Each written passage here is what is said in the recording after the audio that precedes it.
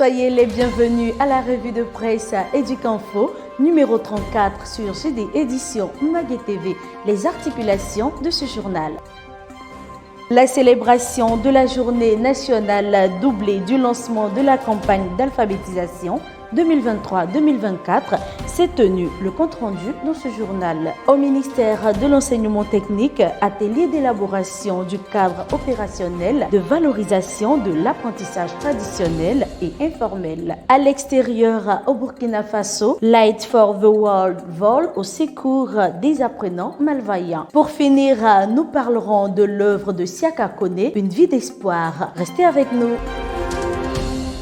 Ravi d'être en votre compagnie, Ange Dago. C'est un plaisir, Raissa Doumbia. On ouvre avec ce qui suit. Le personnel d'encadrement et les élèves du collège Le Savoir des Zieunula sensibilisés à la pratique du civisme. Le préfet du département de Zieunula, Dao Karidja, a sensibilisé le personnel d'encadrement, les professeurs et les élèves du collège Le Savoir de Zieunula à la pratique du civisme. Cette exhortation s'est tenue le lundi 30 octobre 2023 lors de la cérémonie tournante de salut aux couleurs initiée par le gouvernement ivoirien. La cérémonie a eu lieu dans l'enceinte du dit établissement en présence du secrétaire général de préfecture, Mankene Menwe Gilbert, des directeurs et chefs de service, des responsables d'établissements secondaires de Zieunula. Célébration de la journée nationale et lancement de la campagne d'alphabétisation 2023-2024. Raissa Doumbia et Emmanuel Kou étaient présents à ces lieux.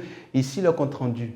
La célébration de la 58e édition de la Journée internationale de l'alphabétisation s'est déroulée ce jeudi 2 octobre 2023 au lycée classique d'Abidjan Cocody en présence de la ministre de l'Éducation nationale et de l'alphabétisation, professeure Mariatou Kone. Cette journée nationale a été célébrée sous le thème « L'alphabétisation pour un capital humain au service d'une société durable et paisible ». La ministre de tutelle Mariatou Kone a déclaré la campagne officiellement lancée.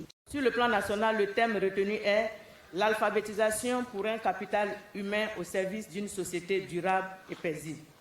En effet, l'alphabétisation représente un instrument de justice sociale et d'inclusion des populations les plus vulnérables. Notre pays est engagé à offrir à toutes les couches de la population, hommes, femmes, enfants, jeunes et adultes, des différents secteurs d'activité, une éducation fondamentale et de qualité en offrant des opportunités et parcours multiformes. Cette campagne 2023-2024 devrait se dérouler dans un cadre normatif pour sortir de l'informel et aller vers des résultats efficients. Des moyens logistiques viennent d'être mobilisés pour faciliter la mise en œuvre des actions d'alphabétisation sur le terrain. C'est avec beaucoup d'espoir que je déclare officiellement lancée la campagne d'alphabétisation 2023-2024. Cette cérémonie était également le lieu pour la ministre de procéder à la remise de 40 motos aux agents chargés de la collecte des données sur le terrain afin de renforcer leur capacité opérationnelle. Koulibaly, au nom des bénéficiaires, a remercié la ministre pour cette généreuse donation. Retenez que la direction de l'éducation non formelle regroupe en son sein 4 domaines d'intervention que sont les classes parcelles, les centres d'éducation communautaire, les structures islamiques d'éducation et l'apprentissage tout au long de la vie. Au ministère de l'Enseignement technique, un panel sur le thème capital humain, enjeu pour la compétitivité des entreprises en Afrique. Le ministre Nguessan Kofi était le vendredi 27 octobre 2023 l'un des invités à un panel d'échange organisé par la Confédération générale des entreprises en Côte d'Ivoire. Le ministre Nguessan Kofi a présenté sa vision en développant ces deux programmes, l'Académie des talents et l'École de la deuxième chance. Il s'est également prononcé sur les branches professionnelles en expliquant que les formations se font par identification des besoins des entreprises.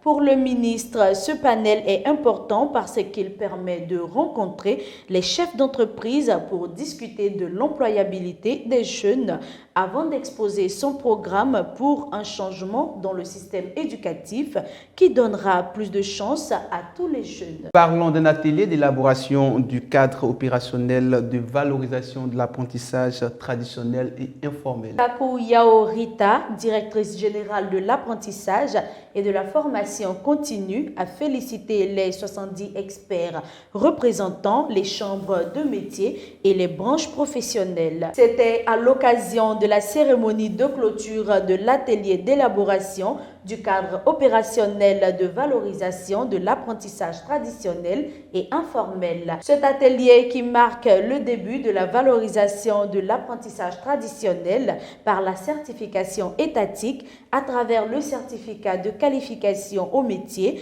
va apporter un énorme soulagement aux jeunes apprentis. Le ministre Adama Diawara a participé à la semaine mondiale de la francophonie scientifique au Québec. La salle du Centre des congrès du Québec a abrité le mercredi 1er novembre 2023 la cérémonie d'ouverture officielle des assises de la semaine mondiale de la francophonie scientifique.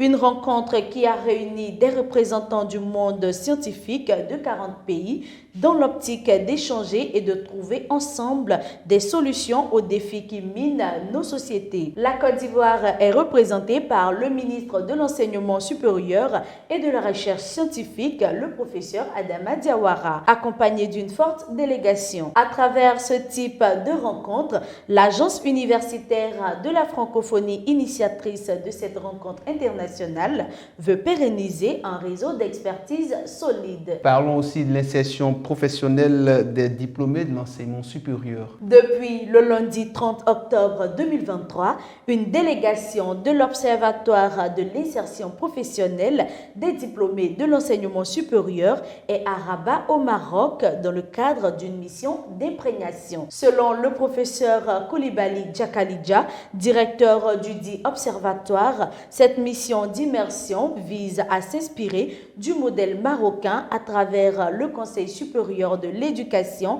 et de la recherche scientifique du Maroc, qui est un organe indépendant. La cérémonie de lancement officiel de la caravane du livre et de la lecture en Côte d'Ivoire s'est tenue le mardi 31 octobre dernier. Suivons le point avec Raissa Doumbia et Emmanuel Kouaou. La cérémonie officielle du lancement de la caravane du livre et de la lecture 2023 en Côte d'Ivoire s'est déroulée le mardi 31 octobre 2023 à l'Institut français au Plateau. Elle a réuni plusieurs hautes personnalités, dont la ministre de la Femme, de la Famille et de l'Enfant, Nassénéba Touré. Et je pense que la conclusion a été bien tirée. La lecture libère. Et l'écrivaine qu'on avait cette année, grande écrivaine pas des moindres, Djaïli Amal Amadou, qui raconte des histoires vraies liées à la vie des femmes africaines dans les 4 coins du continent, celle du déni de leurs ressources, de la violence psychologique, de la violence physique, de la mutilation génitale, du mariage forcé. Et elle est un exemple réel, et c'est de son histoire qu'elle parlait. Et je souhaite vraiment une très belle caravane et j'encourage les jeunes filles à se libérer à travers la lecture. Cette opération, qui a été initiée par l'Association internationale des libraires francophones en collaboration avec la Librairie de France, est une tournée du livre et d'auteurs qui vise à rapprocher le livre de son lecteur. Alors, la caravane, c'est la fête du livre. C'est le livre qui va vers les populations. Cette année, la caravane va se passer dans la région des Grands Lacs. Donc, les livres iront vers les populations. Les livres seront à 50% de leur prix public, donc à moitié prix. Donc, nous invitons toute la population des Grands Lacs à venir s'enrichir de livres. Femmes, enfants, adultes et tout le monde. Les auteurs seront là également pour animer. Donc, nous attendons tout le monde pour la grande fête du livre. Parcourons à présent l'actualité internationale.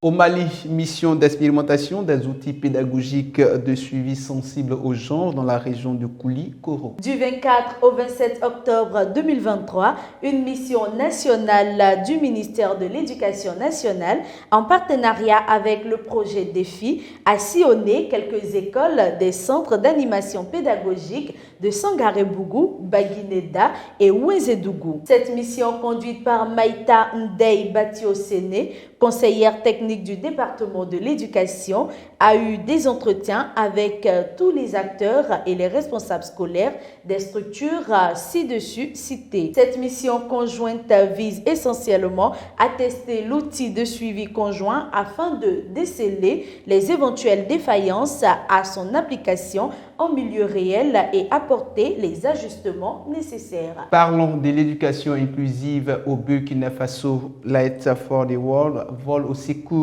des apprenants malvoyants. L'allocation des moyens aux structures éducatives comporte tellement de priorités que la prise en charge des groupes spécifiques peut davantage souffrir de l'insuffisance d'équipement pour la grande majorité des apprenants. L'ONG Light for the World vient de donner l'exemple en octroyant du matériel à 150 apprenants malvoyants le lundi 30 octobre 2023 à Ouagadougou en présence de Dr Boubacar Ouedraogo, secrétaire général adjoint du ministère de l'Éducation nationale. Engagé dans la promotion de l'éducation inclusive, Light for the World fait de l'éducation de qualité pour tous l'une de ses priorités au Burkina Faso. L'instant œuvre de la semaine, c'est tout de suite. Raissa Doumbia, comme toutes les semaines, vous proposez à nos téléspectateurs des œuvres de qualité. Aujourd'hui, quelle œuvre vous avez sélectionnée et qui en est l'auteur? Alors, Ange Dago, l'œuvre de la semaine n'est autre que